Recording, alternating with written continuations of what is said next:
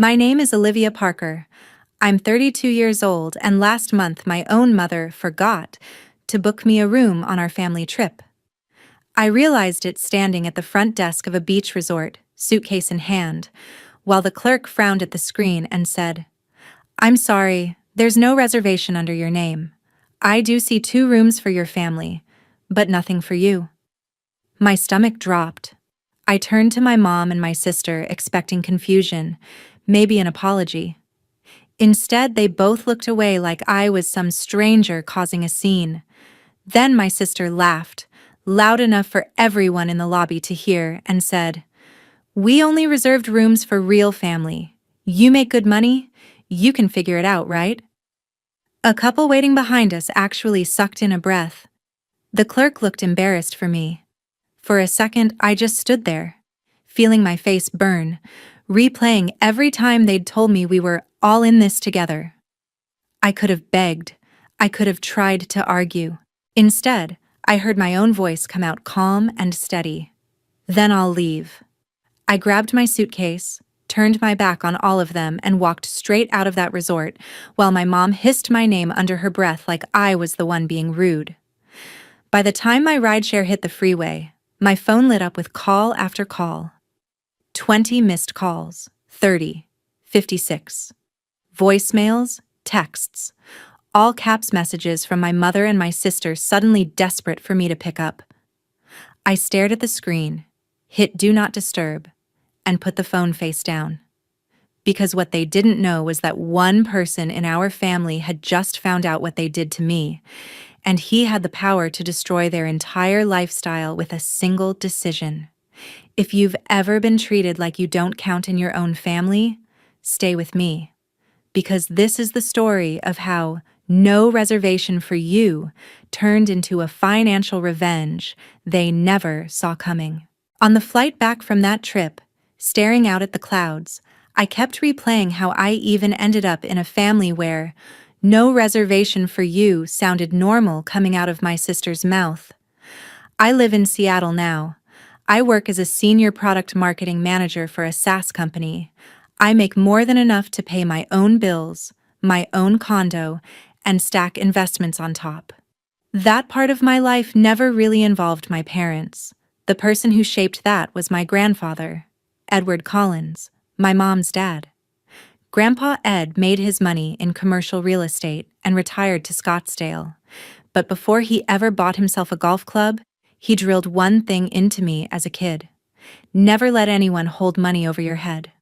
When I was 12, he showed me my first stock statement, helped me open a little custodial account, and said, "You don't ever want to need a check from someone who doesn't respect you, Olivia." At the time, I didn't realize he was talking about my own parents. Sheesh, my mom, Carol, and my dad, Tom, live just outside Austin.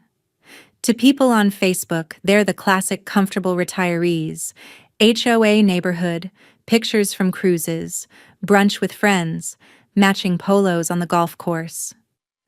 What they don't post is that Grandpa's Collins Family Support Trust quietly covers their HOA dues, a chunk of their insurance, even part of those cruises.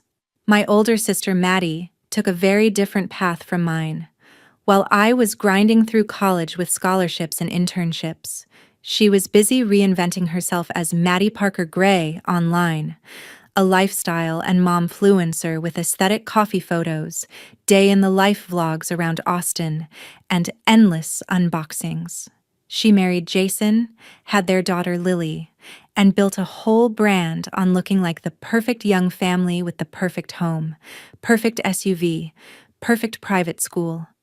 The problem was, her follower count looked impressive, but her bank account didn't.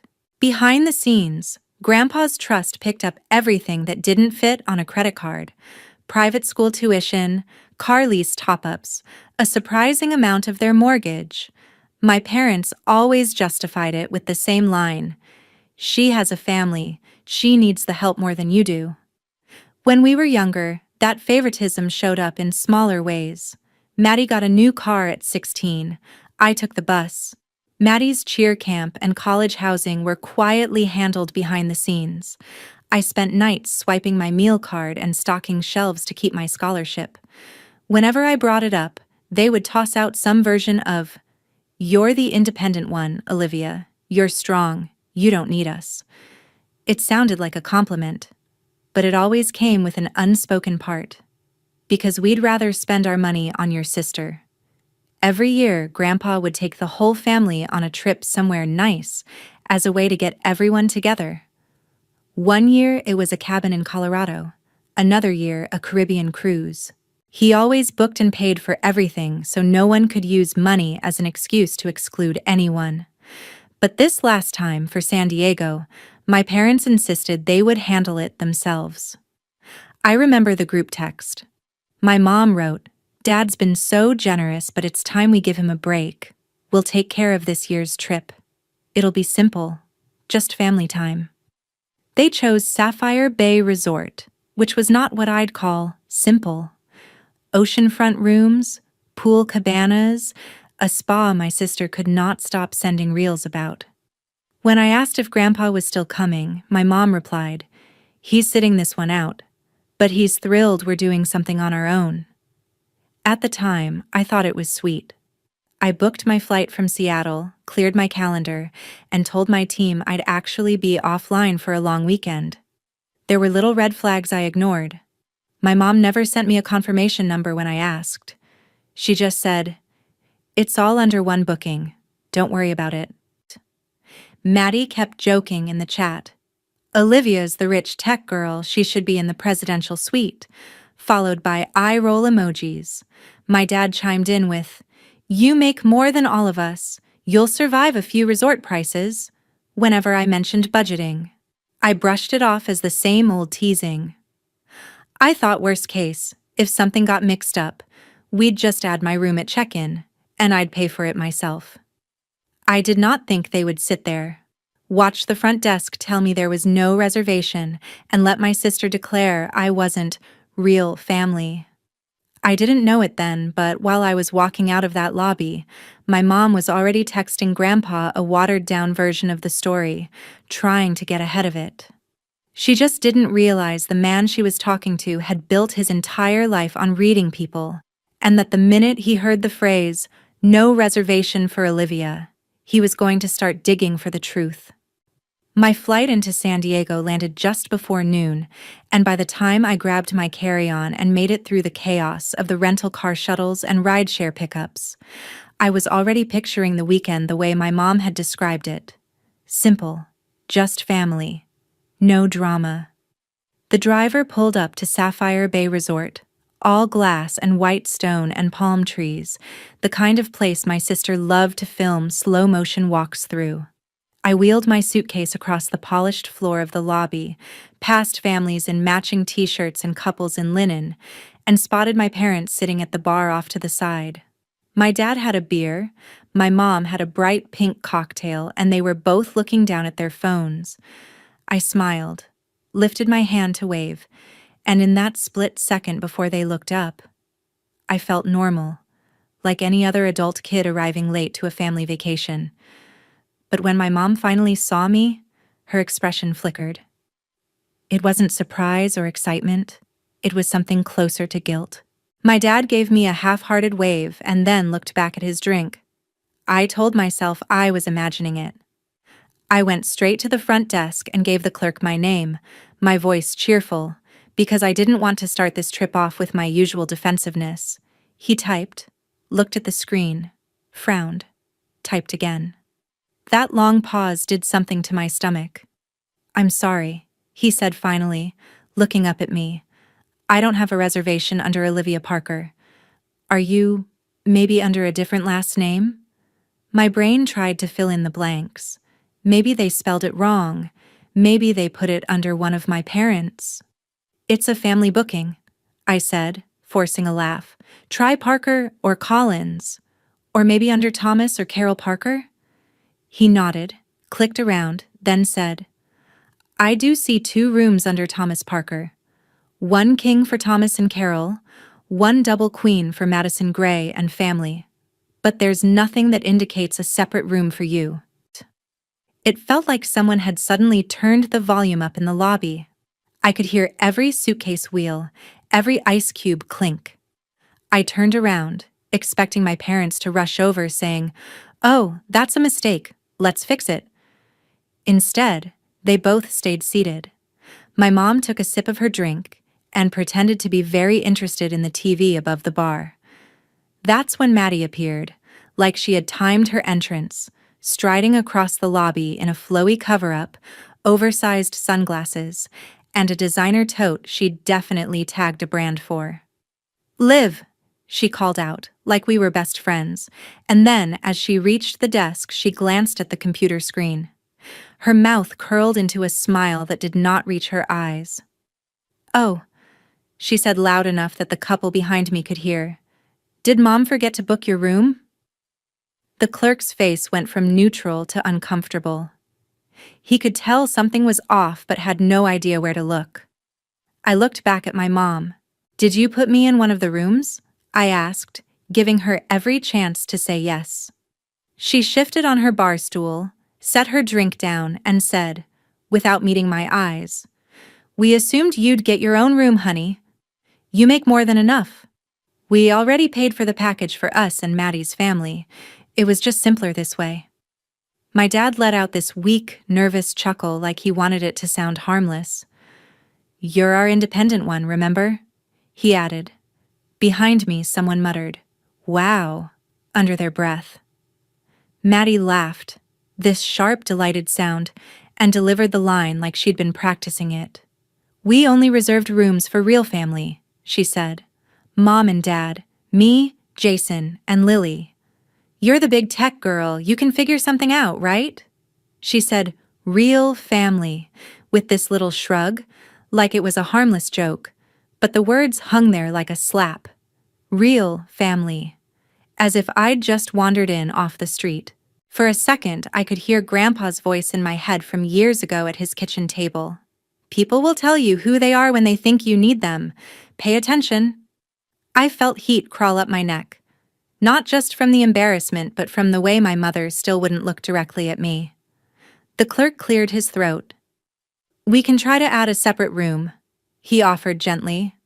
"Rates are higher for walk-ins, but I can see what's available." My mom jumped in fast. "She can handle it. She does very well for herself." Like she needed the entire lobby to know I was rich enough that this humiliation didn't count. I thought about all the times they'd assured Grandpa that everything was fine, that the girls were close, that we were all one unit. I thought about how he paid for trips like this, so no one would ever be left out because of money. I could have pulled out my card. I could have swallowed it, laughed, and said, "No worries, put it on me." That's what they were counting on, that I'd fix their cruelty for them. Instead, something in me went still. I looked the clerk in the eye and said clearly, "No, thank you. I won't be staying." Then I turned to my parents and my sister.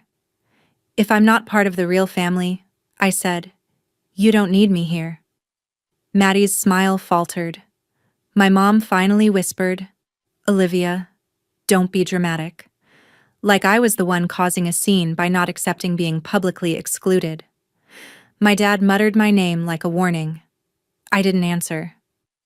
I picked up my suitcase, walked across that lobby with every step louder in my own head than any of the whispers around me, and pushed through the glass doors into the California heat.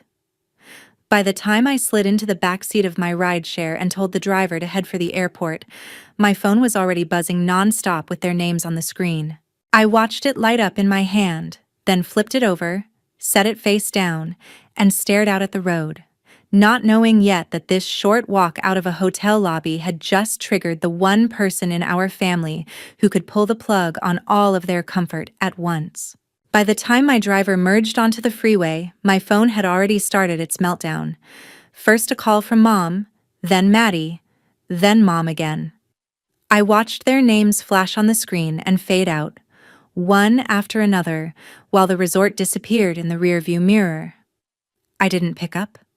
I told myself I'd deal with it when I got home, when I wasn't running on humiliation and adrenaline. 5 minutes later, the missed calls had turned into a flood. 10, 16, 23. Voicemails stacked up, little red dots multiplying next to their names. When it hit 30, even my driver glanced at the screen lighting up in the cup holder and said, "Everything okay?" I let out a short laugh that sounded nothing like me. "My family just realized I meant it when I said I was leaving," I said.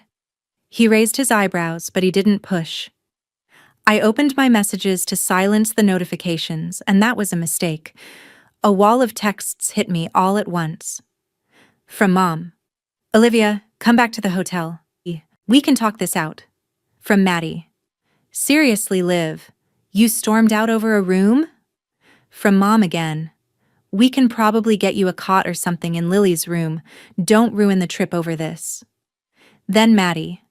"I told the front desk we might add another room, and they said they'd try.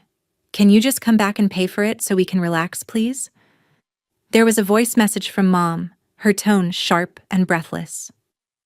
"Olivia, this is ridiculous. You embarrassed us, you made a scene. You know we love you. You know we just assumed you would handle your own room. You make more than all of us combined. Stop punishing us for trying to have a nice family vacation. 10 minutes later, we need you here. Lily is asking where Aunt Liv is. Stop being dramatic and come back." Somewhere between exit signs, the tone started to shift. The texts got shorter, then more frantic. "Maddie, Grandpa is asking what happened. What did you tell him?" "Mom, your grandfather is calling. I need to know exactly what you said. Do not twist this." Another voicemail popped up. This time from my dad, his voice tight and annoyed. "Olivia, call your mother back. This has gone far enough. We're just trying to have a nice time. You don't get to walk out and then run to your grandfather like a child. You are 32 years old. Handle this like an adult." I stared at the word adult and thought about how I had just been treated like some extra guest at their party. By the time we reached the airport drop-off lane, the number on my missed call counter ticked up to 56. 56 attempts to pull me back into the same pattern where I swallowed their behavior and paid the emotional bill for it. I handed the driver a tip, grabbed my suitcase, and finally did what I probably should have done years ago. I scrolled past my parents' names, past Maddie and Jason, and tapped on Grandpa Ed. He picked up on the second ring. "Olivia," he said, and just the way he said my name made my throat tighten. I had only texted him a quick, "Trip is a mess, we'll call later," before I flew out. "Are you home already?" "No," I said, stepping out of the flow of people near security. "I'm at the airport. I never checked in." There was a pause. "Why not?" I took a breath and told him. Not with the dramatics my mother would accuse me of, not with the spin Maddie would put on it, but exactly, word for word, what had happened. The front desk, no reservation, my parents sitting at the bar. The phrase, "real family," dropping out of Maddie's mouth like it was nothing. The 56 missed calls. Grandpa did not interrupt. I could hear him breathing on the other end, that slow, controlled kind of breathing he did when he was trying not to say something he would regret. When I finished, he was quiet for a long moment. "And your mother said she assumed you would pay for your own room?" he asked finally. "Those were her exact words," I said. "She said it was simpler that way." He made a low sound, almost a laugh, but without any humor in it. "Simpler," he repeated. "Is that what she called taking my support and using it to exclude you?" I swallowed. "I didn't call you to ask you to do anything," I said, because I needed that to be clear. I couldn't keep pretending this was normal. I left. That's all. "You did exactly what you should have done," he said, and there was steel in his voice now. "You removed yourself. You told the truth. The rest is my mess to clean up." "Grandpa, I don't want to start a war," I said. He let out a breath. "Olivia, the war started a long time ago when your mother and father decided that one daughter would always be first and the other would always be fine. Today, they just finally said it out loud in front of witnesses. Listen to me carefully. I'm going to call the hotel. I'm going to ask some questions. And then I'm going to have a little chat with the rest of our real family. You do not answer their calls. You go home, you rest, you go back to work. I will handle this. I could picture him at his desk in Scottsdale, that old leather chair, the neat stack of trust documents he was always reviewing. If anyone knew how to pull receipts, it was him. Are you sure? I asked quietly. Because they already think I ran to you. Good, he said flatly. Let them. It will make it easier when they realize what their little stunt cost them. After we hung up, I turned my phone back over. More texts. More missed calls. One from my mom that read, "Grandpa is being dramatic. Do not tell him some sob story. You know how he gets." I almost laughed right there in line for TSA. She had no idea that the man she was calling dramatic had spent his entire career negotiating with people exactly like her. As I took off my shoes and slid my laptop into the bin, a new email notification appeared at the top of my screen. From Edward Collins. Subject: Emergency family meeting tonight. Required. I opened it long enough to see the first line. We will be discussing the future of the Collins Family Support Trust and the definition of real family.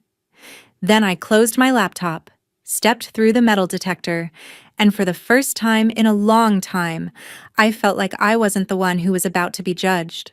That night, after my flight landed back in Seattle and I dragged my suitcase into my condo, the sky outside my windows was already dark. The city was a blur of lights and drizzle, the usual Pacific Northwest mood, but my head was still stuck in that blinding California lobby. I showered, put on sweatpants, made myself something to eat, and tried not to watch the clock. At 8 o'clock sharp, my laptop chimed with the familiar sound of a Zoom meeting starting. I took a breath, opened it, and clicked join. Grandpa's face popped up first, framed by the warm light of his home office in Scottsdale. He sat straight in his leather chair, white hair combed back, glasses low on his nose, wearing the same no-nonsense expression I'd seen in old photos from his real estate days. A second later, my parents' tile appeared. My mom's eyes were red like she'd been crying. My dad's jaw was set so tight it looked painful. Maddie and Jason joined from their hotel room, sitting on the edge of the bed, their matching resort robes almost comical against the tension in the air. Finally, my own little square showed my tired face in the corner. "Thank you all for joining," Grandpa said, his voice calm but carrying a weight that made everyone else quiet. "We won't be here long, but we will be honest. That is non-negotiable." My mom jumped in immediately. "Dad, this is being blown way out of proportion," she said, her voice trembling. "Olivia overreacted to a misunderstanding. We were going to sort it out." "A misunderstanding," Grandpa repeated. He reached off-screen, picked up something, and adjusted his screen so we could see his desktop. A video window popped into view. "The general manager at Sapphire Bay was very helpful," he said. "It turns out longtime clients who book large family packages get a bit of extra courtesy when they ask questions." My stomach dropped. I knew what was coming. He hit play. There it was. The lobby. Me at the front desk. The clerk typing. The moment his face changed, the angle didn't catch every expression clearly, but it caught enough. It caught my parents at the bar, looking over and then deliberately turning away. It caught Maddie walking up, smiling, and then leaning toward the clerk. It caught the moment she said, with that little performative shrug, "We only reserved rooms for real family," and the way I froze before picking up my suitcase and walking out. The audio wasn't crystal clear, but it didn't need to be. You could feel what was happening even on mute. No one spoke while the video played. Even Maddie's usual constant fidgeting stopped. When the screen went back to Grandpa's face, his eyes were colder than I'd ever seen them. "So," he said, folding his hands. Carol, Tom, Madison, would you like to explain this misunderstanding to me? My mom swallowed hard. Dad, you know how these cameras are. They don't catch everything. We were joking. Maddie didn't mean... Do not insult me, he cut in, his voice suddenly razor sharp. I spent 40 years negotiating with people who lied for a living. I know exactly what I'm looking at. You humiliated your daughter in public while sitting 3 feet away and doing nothing. You built that trip on my money, and then used it to exclude the one person in this family who doesn't use me as a walking ATM. Tom finally spoke. We just assumed she'd pay for her own room, he said stiffly. She makes 6 figures, Dad. We're not made of money. We thought you'd appreciate us not asking you to cover another expense. You thought I would appreciate you weaponizing my generosity to cut Olivia out, Grandpa said. You thought wrong. Maddie let out a choked sound. Grandpa, I was kidding, she said, tears spilling over. It was a bad joke. I was stressed. Lily was tired. We had just gotten there. I didn't think she'd actually leave. Grandpa shook his head slowly. The joke wasn't that you excluded her, he said. The joke was that you believed there would be no consequences. Jason shifted uncomfortably beside her, his eyes flicking between the screens like he'd just walked into a business meeting he wasn't prepared for. Grandpa took a breath, then picked up a thick folder from his desk and held it up. I recognized it instantly, the Collins Family Support Trust. For years, he said, I have used this trust to help my family. I paid for schooling, houses, small businesses, medical bills, yes, even golf memberships and resort trips. I did it because I believed it gave all of you a safety net, not a weapon. He opened the folder, pulled out a document, and slid on his glasses. As of this afternoon, I have signed an amendment resigning myself as sole trustee of this fund, he said. My mom's face went white. Dad? What are you talking about? I'm talking about responsibility, he answered. From this moment forward, Olivia is the primary trustee. She has full authority over distributions from this trust to any of you. The silence that followed was almost funny, if it hadn't been my family. My dad actually leaned forward like he hadn't heard correctly. You can't do that, Mom blurted. We depend on that money. The HOA, my prescriptions, the cruise deposit, Lily's school. You're right, Grandpa said coolly. You depend on it. Olivia does not, which is exactly why she should be the one managing it. She has shown she can live within her means and treat people with respect, without expecting them to buy her way out of bad choices. Maddie shook her head, tears streaming now. Grandpa, please, she said. Jason and this year was hard. Brand deals fell through. Jason's commission. And instead of tightening your belt, you filmed unboxings and let my money paper over the cracks, he said. Then you used my trip to cut your own sister out. You do not get to play the victim here. His eyes moved to my square. Olivia, as of now, you will receive full access to the trust statements and distribution controls. I've instructed my attorney to walk you through every step. You are not obligated to give anyone in this call a single cent. My heart was pounding so hard I could hear it in my ears. Grandpa, I don't want revenge, I said quietly, aware of everyone else listening. I just wanted them to stop treating me like an outsider they could use when it was convenient. This isn't revenge, he said. This is accountability. What you choose to do with that is up to you. My mom turned to her camera, her voice switching into the pleading tone she always reserved for when a credit card got declined. Olivia, sweetie, don't let him put you in the middle, she said. We're your parents. We've always done our best. You know your sister didn't mean to hurt you. You can just keep things as they are, right? There it was, the old script. The one where I was the reasonable one, the fixer, the buffer between their bad decisions and their comfort. I stared at their anxious faces, at Maddie's mascara streaks, at Jason's clenched jaw, and felt something settle inside me. No, I said. I'm not keeping things as they are. Grandpa's right. This isn't working. Tom's voice hardened. What exactly are you saying, Olivia? I met his eyes through the webcam. I'm saying that starting now, there will be no automatic distributions, I said. No more paying for cruises or private school or HOA fees or golf memberships. If any support comes out of this trust for you, it will be because it's truly necessary and because you've treated everyone in this family with basic respect. And until I see that, I'm freezing everything. Maddie gasped. You can't do that, she said, echoing my mom's words. Lily is not the problem here, I said, my voice softening just a little. You are. You don't get to hide behind her while you use Grandpa's money to keep pretending your life is something it's not. My mom started to cry again, this time out of sheer panic. Olivia, we can't afford to lose that money, she said. We'll have to move, Then maybe, Grandpa cut in. You should have thought of that before you decided one of my granddaughters was less real than the other. No one had an answer for that. For the first time in my life, the silence in a family conversation felt like relief instead of pressure.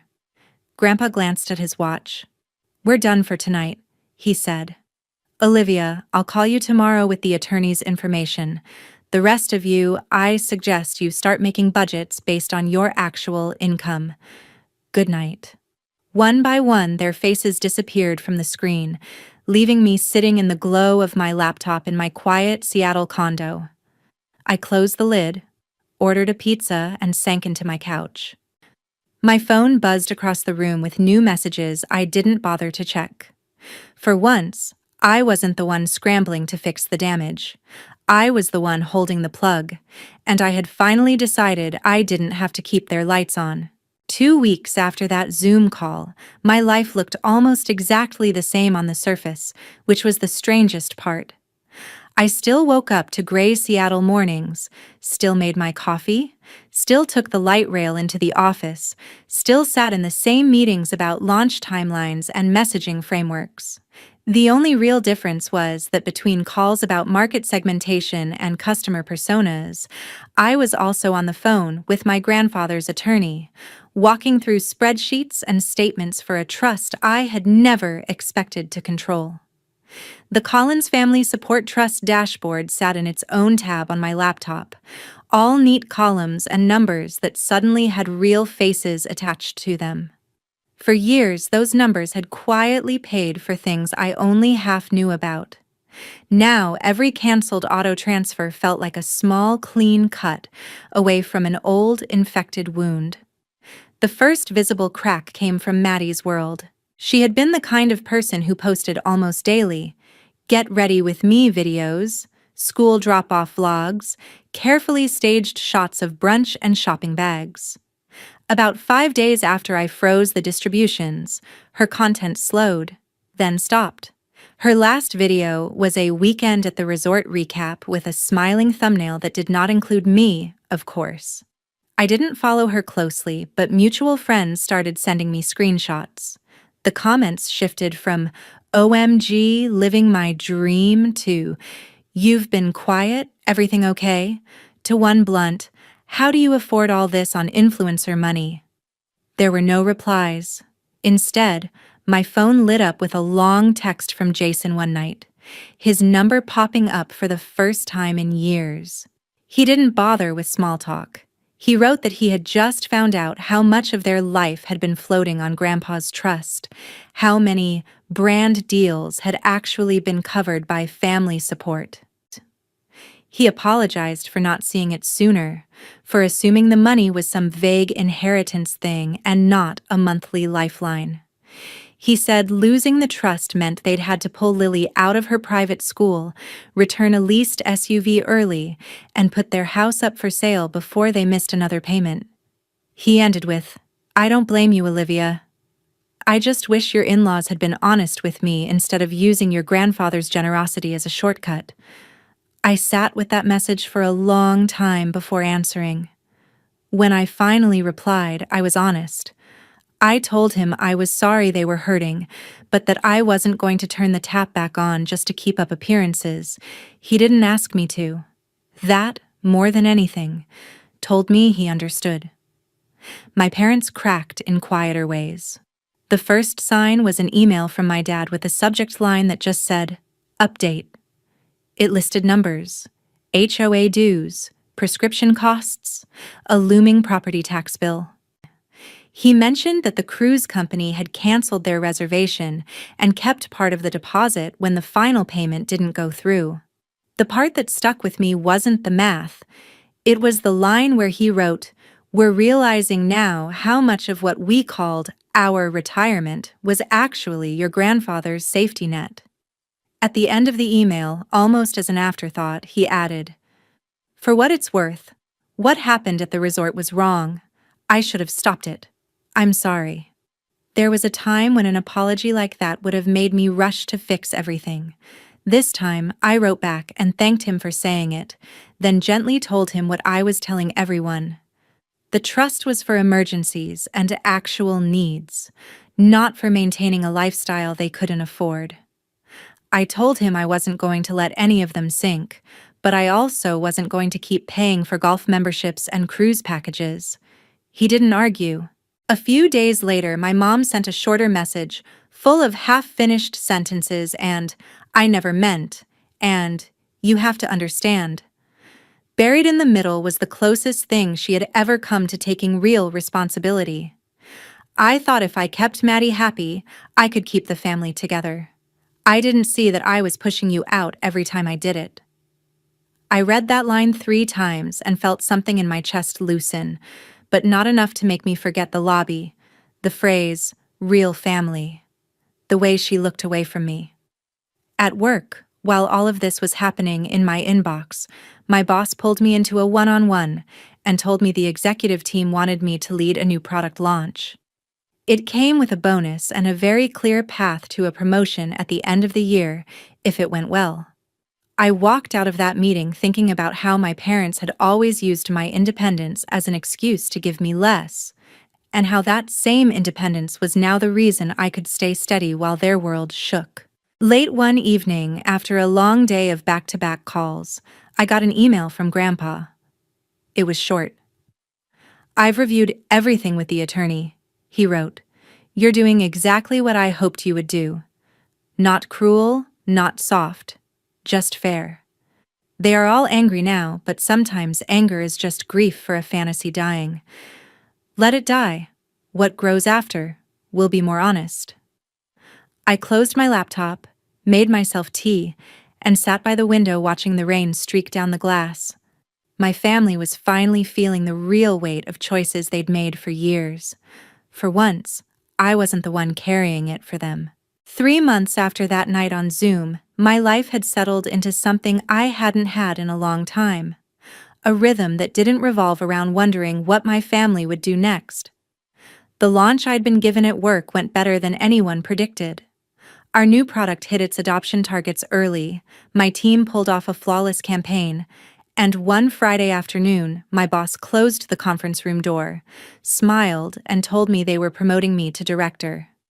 The title change came with a raise, more stock, and a strange sense of calm. For the first time, I looked at my financial plans and realized that if I wanted to, I could walk away from all of this in a decade and still be okay. I didn't need anyone's trust, anyone's approval, anyone's permission. That realization hit harder than the promotion itself. My family's life, on the other hand, did not look the same. Maddie and Jason sold their house in the manicured neighborhood and moved into a smaller rental on the edge of town. Lily switched to a public school with a playground that didn't have a sponsorship logo on every slide. The luxury SUV disappeared from their driveway. Jason sent me a picture of their new used crossover with a caption that just said, "It runs. That's enough."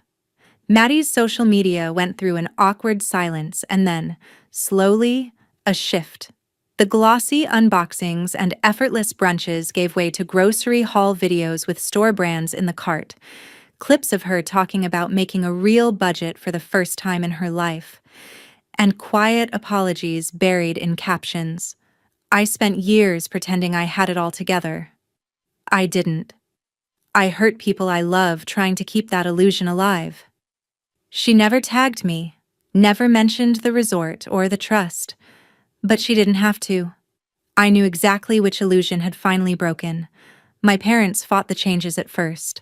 There were a few panicked emails about one-time exceptions and temporary help that sounded a lot like the "just this once" requests they'd been making for a decade. I stuck to the same answer every time. The trust was there for true emergencies and basic needs, not for keeping them in a house or a social circle that no longer fit their actual income. Eventually, the emails changed. One Sunday afternoon, a physical letter arrived in my mailbox with my mother's handwriting on the envelope. Inside was a page written on the good stationery she used to save for holiday cards. She talked about selling the house, about moving into a modest condo closer to town, about how strange it felt to shop without just putting it on the card and letting Dad handle it. She admitted, in ink, that she had spent most of her adult life trying to keep Maddie from falling apart and had used me as the counterweight, the one she didn't have to worry about. "I told myself you were strong enough to be left out," she wrote. "I never stopped to ask if you wanted to be." At the end, in smaller, shakier letters, she added, "You were right to walk out of that lobby. I'm sorry I made you feel like you weren't part of your own family." I didn't cry when I read it, but I did sit there a long time with the paper in my hands, feeling every word land in places I hadn't realized were still sore. A week later, my dad called, just to tell me about a financial literacy workshop they were taking at the community center. How they were learning the difference between "can afford" and "can pay for right now." It was the first time I'd ever heard him talk about money without defensiveness or performance. As trustee, I made a few carefully chosen decisions. I approved payments for Lily's therapy when she started asking hard questions about why they had moved and why Mommy cried when bills came in. I signed off on a medical expense for my mom when she had a scare, and her new insurance didn't cover everything. I did not turn the cruise money back on. I did not reinstate the golf club. I didn't do it to be cruel. I did it because for the first time, the money in that trust was finally doing what Grandpa had meant it to do. Support, not enable. One evening, I flew down to Scottsdale to see him. We sat on his patio as the sun went down, the sky turning that impossible desert pink. He listened as I told him about the promotion, about the letters, about how the family group chat had gone from performative vacation photos to actual honest updates. He nodded, took a sip of his iced tea, and said, "You know, I wasn't sure what would hurt them more. Losing the money or losing the version of themselves they could only afford with it." Then he looked at me and added, "I'm just glad you didn't lose yourself trying to keep that version alive." That, more than anything, felt like the real ending of the story. Not the moment at the front desk, not the Zoom call, not even the frozen trust, but sitting there knowing I had drawn a line and survived it. I still see my family. We talk, cautiously at first, then more naturally as new habits form. They are smaller in some ways than the people they played online, but they are also more real. We argue, we apologize, we start over. I keep boundaries. I keep the trust pointed at needs, not fantasies. And when I think back to that lobby, to the words "real family" thrown at me like a joke, I don't feel the same sharp burn anymore. I feel something closer to gratitude, that they finally said out loud what had been true for years, because it gave me permission to choose what real family meant to me. Here's what I learned the hard way. Being independent doesn't mean you're the one who has to carry everyone else. Having money doesn't mean you owe it to people who use it to disrespect you. And walking away from a table where you're only welcome when you're paying is not cruelty. It's self-respect.